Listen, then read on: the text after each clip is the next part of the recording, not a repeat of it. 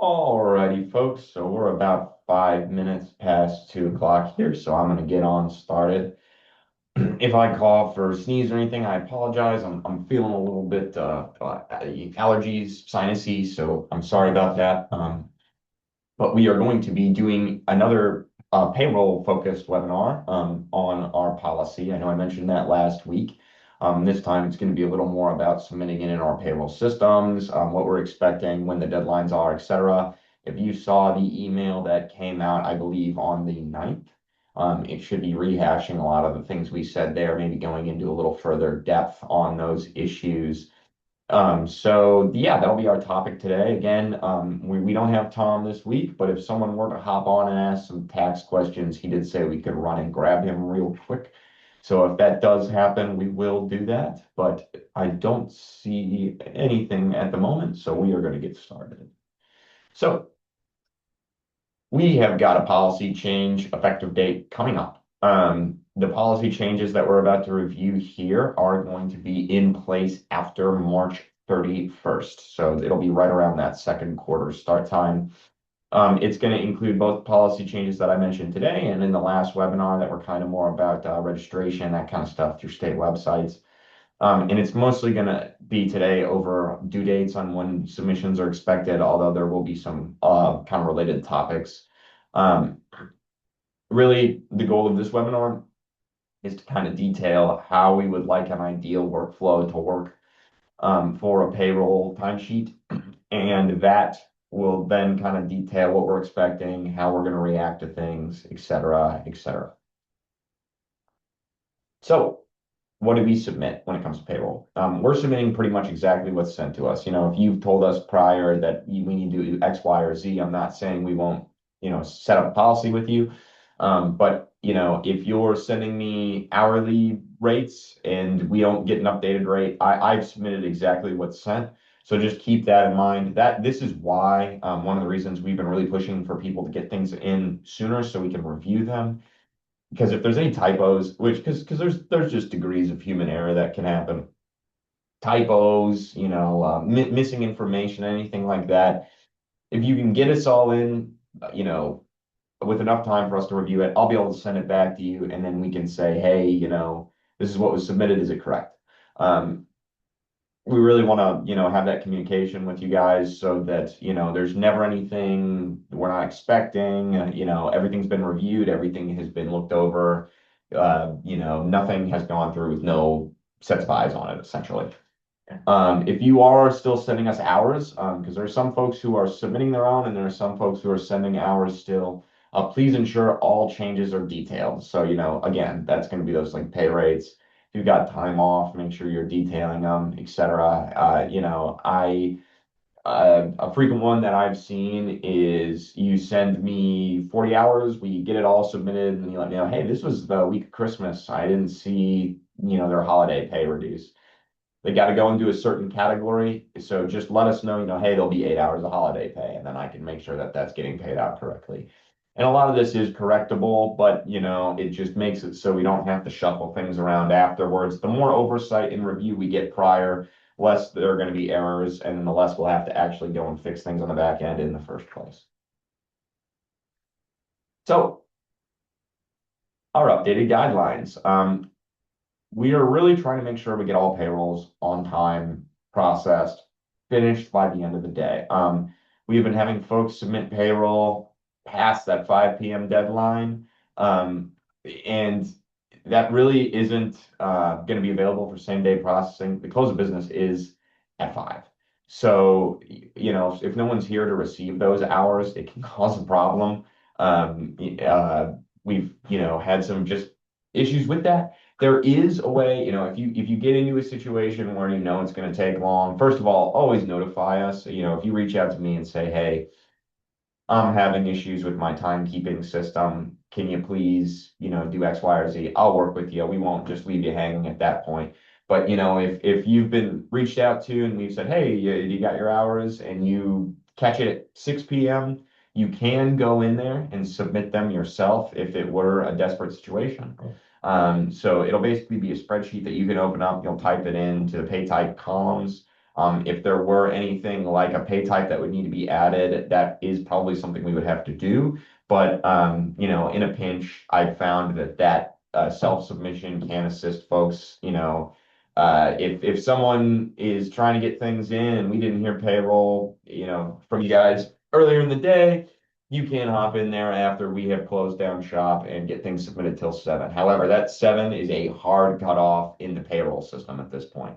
Once we hit 7 p.m., payroll relief can't process anything further that day. So just something to note. I wouldn't rely on this. This isn't something I'd try to do, all the time. Plus it's not getting reviewed. If you take that option, you're just going to put things in and hit approve, and then if there's an issue, no one looked at it. So I wouldn't, default to this option. I would try to get everything in before 5 while people are still here to review it. But desperate times call for desperate measures sometimes, so we just want to make sure everybody is aware that you can access that. So how do we do payroll review? There you may have gotten some emails from us that kind of like show some reports, and we ask if everything is looking good. Basically, what that is once you send me the hours, or you submit your own hours, and I just happen to catch that they're in there, I will enter your timesheet. I will send you an email that has reports. It's going to have things on it like, your max payroll cost, the gross pay, net pay, etc. It's going to break down all your deductions, all your goodies, and kind of explain where those funds are going. I highly, highly, highly recommend everyone look these over and then respond to us with either approved or not, because then we can work with you to fix any issues or anything that might come up. But this is kind of our main way to communicate, like, hey, this is what we're submitting. So if there's anything wonky on it, I need to know so we can get it fixed before I hit the process button.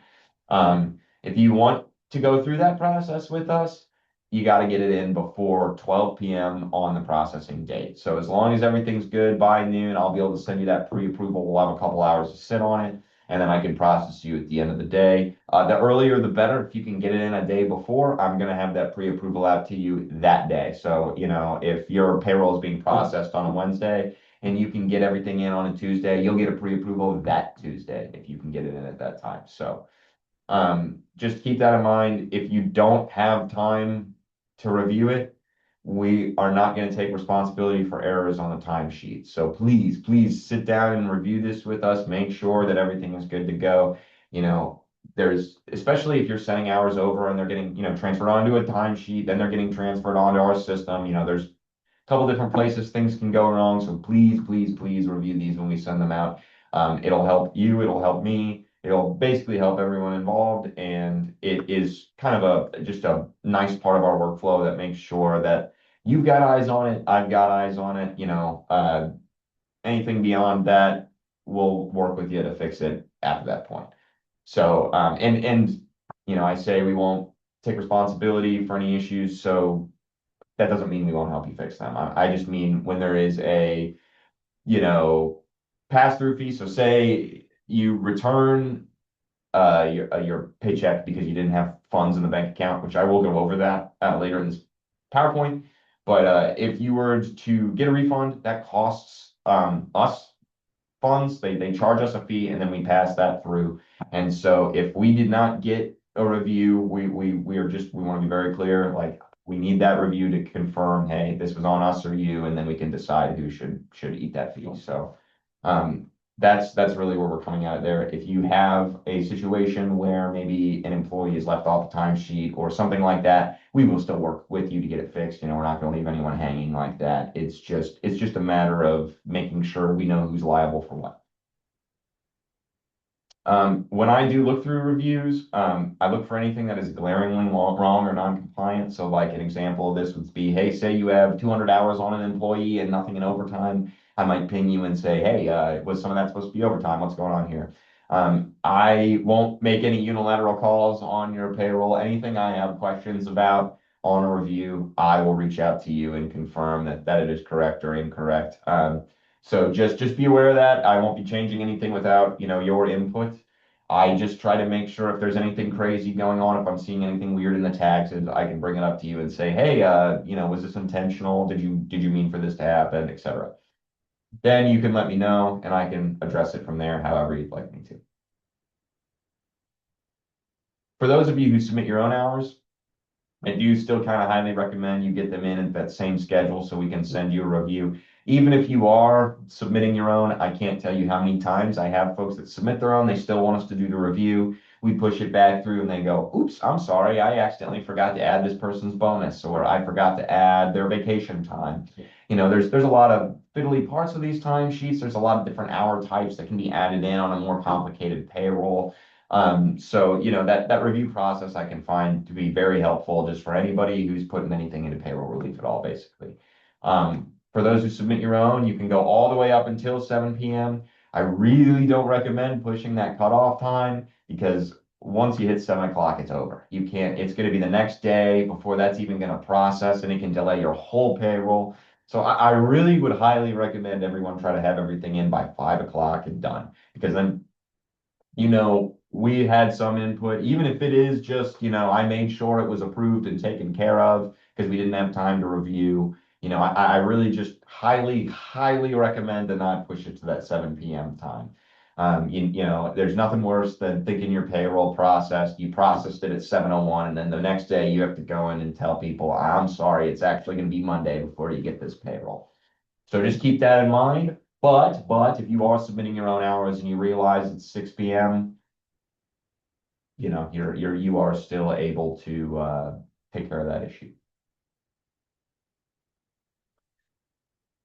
If approval is ever incorrect, so let's say you tell me, hey, I do approve on this timesheet, everything's looking good. I go click approve, and then an hour later you realize, oops, Steve just texted me and told me he forgot to clock in one day, and we need to get that corrected. We have 2 hours to unapprove. There's a handy little button for me in there, so I can go in there, send this timesheet on back to you. We can make the edits, and then we can reapprove it. We can make as many edits as we need to once I unapprove. It pretty much just tells it, hey, don't process this timesheet, pull it back for us, and then we can work on it again. We can completely redo the whole thing if needed. So, it's not set in stone until that 2 hour point passes, or it's past 5 p.m. You might not be able to get a hold of everybody because the business is closed. So, just keep that in mind. If you give me a really early, response and let me know, hey, at noon it's approved, and then you realize that one, there's an issue, we can still fix it. Don't worry. Um, if there was a problem, just reach out ASAP. If it's beyond the unapproval time, there are other ways to handle it. There might be fees because again, payroll relief will charge us fees if we do something like say a recall, which we'll inform you of that if that were to be the case. I'll let you know. We could do it. I try to give several solutions when there's something like this. So let's say an employee got short of 8 hours. You could run an additional payroll, which would cost you a fee of an additional payroll, which I think is 165 at the current moment. And we would basically send that on to you and say, hey, you had to run additional payroll. That's how much it's going to cost. Or if the employee's okay with it, you can put it on their next week's check. We could add an additional check and then we could cover it there, make sure they got covered for those hours that were shorted. So there are a couple other solutions. I try to make sure that you don't have to be locked into a fee if possible, especially when it's things like an additional payroll. That's something we can control. I'll try to warn you before you're paying into anything like that. Things like a return, though, less flexible. That's sort of more like payroll relief, just informs us that we're getting feed. So I just to be clear on how that works. I will be able to help you solve any problems, even if we're beyond that unapproval time is essentially the theme there. Keeping payroll funds in your account. This is another thing we've been seeing recently. Try to make sure that the funds are in your account on the processing day. They don't really have a solid time on when they take these funds out of your account. They do send that little handy message the day that the payroll is processed that basically says, hey, put the money in the account now, and then you'll be good to go. I highly, highly recommend following what they're advising you to do there because they don't exactly know when it's going to be pulled. So they're trying to tell you to get it in there early to avoid any snags because it could pull on, if your payday is on a Wednesday, it could pull on Monday, Tuesday, or Wednesday and then deposit into the employee's account. So, just keep in mind, uh, those funds should be in there. The big reason why, if you've worked with us in the past and something has happened where like, oh, there was an issue, there was a return, I just wrote a paper check and we solved the issue like that. Payroll relief has actually been just paying payrolls when there is a return. So they will pay out your employees, and then they will basically turn up and say, I need the $10,000 I just paid out. And the longer you take, they'll start racking up late fees on it and go, okay, it's going to be, 10,200.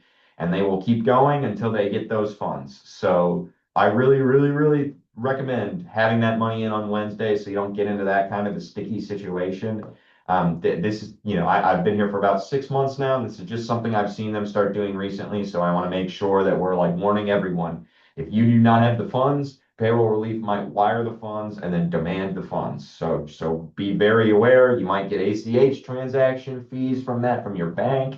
There might be fees from payroll relief if you take too long. I've seen it happen a few times now in the last couple of weeks. So I just want everyone to be aware. According to payroll relief, what determines this is basically we need to be able to catch it before they do, or they're not going to be able to stop those funds from depositing. So just note that.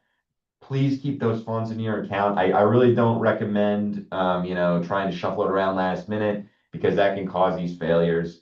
It can also cause, let's say you have enough to pay your payroll, but not enough to pay your taxes. It can cause compliance issues because your payroll might pay out. You might think everything's good to go. And then 2 days later, the taxes fail and you haven't paid your withholding tax or whichever tax fails. So, yeah, that's really the long and the short of it. Just make sure those funds are in the account, ready to go, ready to be paid out the second we hit that approve button. Otherwise, there can be snags in the payroll process. I think that will be all. So, we'll be doing another webinar next Friday at 2. I believe this one will be posted on YouTube. Just to reiterate, all of these policy changes will be in place after March 31st. So starting second quarter, we're going to be pushing all of this. And really our main goal, the reason we're initiating all this policy is just to make sure people are getting paid on time, make sure payroll relief isn't trying to, pull funds out of you because they wired money to your account. We're basically just trying to reduce issues where it's a headache for both you and your employees. The more oversight and communication we have, the better it is going to be able to, hey, Evan, I've got a problem with my payroll because the taxes didn't pay. Can you assist? It's going to reduce all that kind of headache. It's going to reduce your employees not getting paid and then complaining to you, all that good stuff. And I know that like employees not getting paid is like one of the worst possible things that can happen. It really destroys morale. So, we're trying to get more communication going here. So we start having, timesheets at 5, funds bouncing, that kind of stuff. And we want to make sure that we've got up-to-date information out there for you guys and you're able to kind of play with a full deck of cards. So if you do have any questions, please do reach out to the payroll group or myself. We can assist. Like I said, the sooner, if you do have issues with your payroll, the sooner you can let us know, the sooner we can get to fixing it. There's always some way to solve the issue, whether it's through a wire or, direct deposit or paper checks. We'll work with you to figure anything out when it comes to payroll problems. This is just our best practices to kind of reduce how many you might have. So if I don't believe we have anyone asking questions, so I will give you guys back the rest of your day. Thanks for coming and watching the video. And if you're interested, there'll be another one next Friday, 2 p.m. Central.